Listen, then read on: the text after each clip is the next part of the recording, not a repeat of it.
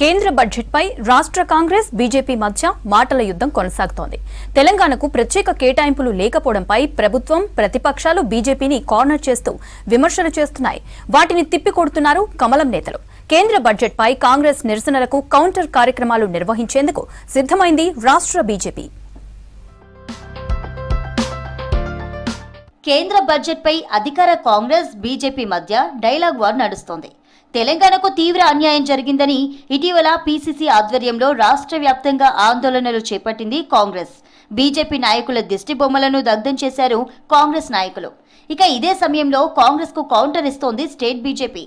దేశ చరిత్రలో ఎన్నడూ లేని విధంగా ఈసారి బడ్జెట్ను కేంద్ర ప్రభుత్వం ప్రవేశపెట్టిందని అంటున్నారు బీజేపీ లీడర్స్. సామాన్య మధ్యతరగతి ప్రజలకు ఈ బడ్జెట్తో ఎంతో లాభం చేకూరుతుందంటున్నారు కమలం నేతలు.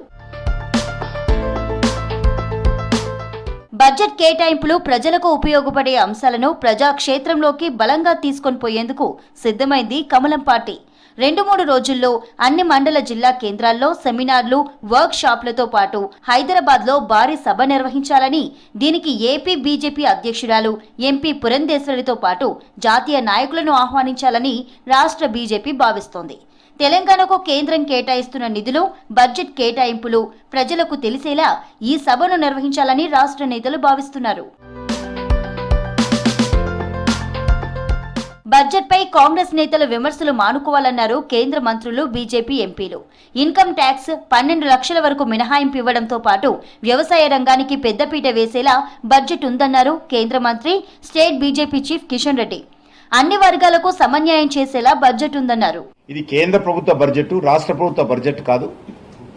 కేంద్ర ప్రభుత్వం ప్రవేశపెట్టినటువంటి బడ్జెట్లో 95% తెలంగాణ కూడా అన్ని పథకాలలో సులభంగా ఉంటుంది.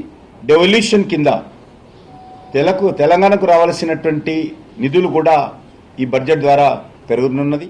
బీజేపీ కాంగ్రెస్ మధ్య బడ్జెట్ వార్ ప్రభావం ఏ పార్టీపై పడుతుందో ఎమ్మెల్సీ, స్థానిక సంస్థల ఫలితాల్లో తెలుస్తుందంటున్నారు పొలిటికల్ ఎక్స్పర్ట్స్.